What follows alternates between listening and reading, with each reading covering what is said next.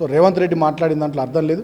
రేవంత్ రెడ్డి గతంలో నిరుద్యోగులను పూర్తి స్థాయిలో వాడుకుని వాళ్ళ భుజాల మీద ఎక్కి ఇవాళ అధికారంలోకి వచ్చి గద్దెనెక్కిన తర్వాత వాళ్ళని నడ్డి మీద దన్నిండు. ఇవాళ వాళ్ళని పట్టించుకుంటలేడు, విస్మరించిండు. కాబట్టి ఆ కోపంలోంచి నిరుద్యోగుల ఆందోళన బాట పట్టిరు. నేను ఇవాళ ఒకటే మాట కోరుతా ఉన్నా రేవంత్ రెడ్డిని, చంద్రబాబు నాయుడుతో చర్చలకు నీకు సమయం ఉంటుంది, షర్మిల పిలిస్తే అమరావతికి పోవడానికి నీకు విజయవాడకు పోవడానికి సమయం ఉంటుంది, రాహుల్ గాంధీ సోనియా గాంధీ పిలిస్తే ఢిల్లీకి 19 సార్లు 7 నెలల్లో పోవడానికి నీకు సమయం ఉంటుంది. మరి తెలంగాణ ముఖ్యమంత్రి నువ్వు తెలంగాణలో నిరుద్యోగుల ఆందోళన చేస్తే వాళ్ళని ఒకసారి పిలిచి చర్చించి వాళ్ళ సమస్యలు పరిష్కరించడానికి నీకు 5 నిమిషాల సమయం కూడా లేదా ముఖ్యమంత్రి రేవంత్ రెడ్డి గారు? నేను అడుగుతా ఉన్నా. సో ఇప్పటికైనా పద్ధతి మార్చుకోవాలి, భేషజాలకు పోకుండా ఇవాళ వాళ్ళని పిలవాలి, మాట్లాడాలి, వాళ్ళ సమస్యలు పరిష్కరించాలి. అదే 10 ఏళ్ళుగా బీఆర్ఎస్ నిరుద్యోగుల పట్ల చేసింది ఏం లేదు, మేమే స్పష్టంగా ఒక ఉద్యోగాల కల్పన కల్పిస్తున్నాం, కానీ రెచ్చగొట్టే ప్రయత్నాలు చేస్తున్నాం. అసలు 6 ఏళ్ళు పాలన పూర్తి కాలేదు, పూర్తి స్థాయిలో కోడే అడ్డం వచ్చింది, అయినా మాపై కావాలని దురుద్దేశపూర్వకంగా ఇలా చేస్తున్నాం కాంగ్రెస్ వాది. అంటే కాంగ్రెస్ పార్టీలో ఎవరన్నా అట్లా మాట్లాడితే వాళ్ళకు సిగ్గుండాలి. ఎందుకంటే 1,80,000 పైచీలకు ఉద్యోగాలు మా ప్రభుత్వ రంగంలోనే భర్తీ చేసింది.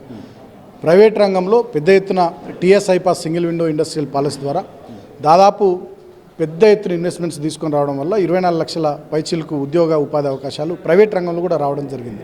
కాబట్టి ఆనాడు ప్రభుత్వ రంగంలో అయినా ప్రైవేట్ రంగంలో అయినా మేము చేసిన కృషి వల్ల ఇంత పెద్ద ఎత్తున లాభం కలిగింది. కానీ వాళ్ళ కాంగ్రెస్ పార్టీ వాళ్ళకి ఆశ చూపి మాయమాటలు చెప్పి లేని ఉద్యోగాలు ఇస్తాము, ఎక్కువ కల్పిస్తాము, ఎక్కువ చేస్తామని చెప్పి ఆశలు పెట్టి వాళ్ళ అధికారంలోకి వచ్చినాక వాళ్ళని పట్టించుకుంటలేరు. కాబట్టి వాళ్ళ ఆందోళన చేస్తుంటే ఆ ఆందోళన నుంచి వాళ్ళ దృష్టిని మరల్చడానికి మా మీదకి ఏదో మాట్లాడుతున్నారు. ఏ నెల అయిపోయింది మీరు అధికారంలోకి వచ్చి, ఇంకా పాత ప్రభుత్వం మీద పడి ఏడవడం బంద్ పెట్టి మీరు ఏమైతే హామీలు ఇచ్చారో ఆ ఇచ్చిన హామీలను నిలబెట్టుకోవాలని కోరుతున్నాం. హరీష్ రావుకు అలాగే కేటీఆర్కు దమ్ముంటే ఓయూలో దీక్ష చేపట్టాలి నిరుద్యోగుల తరఫున, అలాగే పరీక్షల విషయంలో వాయిదా విషయంలో అని చెప్తున్నారు.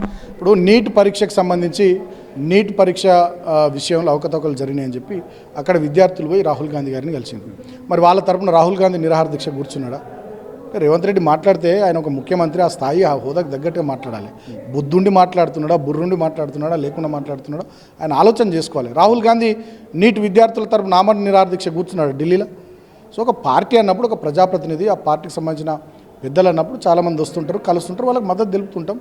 ప్రధాన ప్రతిపక్షంగా అది మా బాధ్యత, డెఫినెట్గా పనిచేస్తాం మేము. దాంట్లో భేషజానికి పోవాల్సింది ఏం లేదు. ఇప్పటికైనా రేవంత్ రెడ్డి పద్ధతి మార్చుకొని మా మీద ఇష్టం వచ్చినట్టుగా మాట్లాడడం బంద్ పెట్టి ఆ నిరుద్యోగులను పిలిచి వాళ్ళతోని చర్చించి ఆ సమస్యకు పరిష్కారం చూడాలి. బీఆర్ఎస్ మైనస్లో ఉన్న ప్రతిసారి నిరుద్యోగుల్ని రెచ్చగొడుతుంది, సెంటిమెంట్తో వాళ్ళని రెచ్చగొట్టి రోడ్డు మీద పంపిస్తుందన్నది స్పష్టంగా రేవంత్ రెడ్డి చెప్పారు. అంటే రేవంత్ రెడ్డి అదే అంటున్నా నేను, రేవంత్ రెడ్డి మతి భ్రమించి మాట్లాడుతున్నాడు. ముఖ్యమంత్రి అనుకుంటలేడు, ఇంకా ప్రతిపక్ష నాయకుడు అనుకుంటున్నాడు. ఇప్పుడు ప్రభుత్వం వచ్చిన 3 నెలల్లోనే నిరుద్యోగులు రోడ్లు ఎక్కిరు. ఇది 7వ నెల. మేము ఈ నెల రోజుల నుంచి మా విద్యార్థి విభాగం వాళ్ళకి మద్దతు తెలుపుతుంది. అది ఎప్పుడు వాళ్ళు వచ్చి మా కేటీఆర్ గారిని నిరుద్యోగులు కలిసిన తర్వాత మేము ఆందోళనకు మద్దతు తెలిపి మేము పాల్గొంటున్నాం. అంతే తప్ప మేమైతే 4 నెలల కింద మేము స్టార్ట్ చేయలే కదా. స్టార్ట్ చేసింది ఫస్ట్ వాళ్ళే కదా, నిరుద్యోగులే కదా.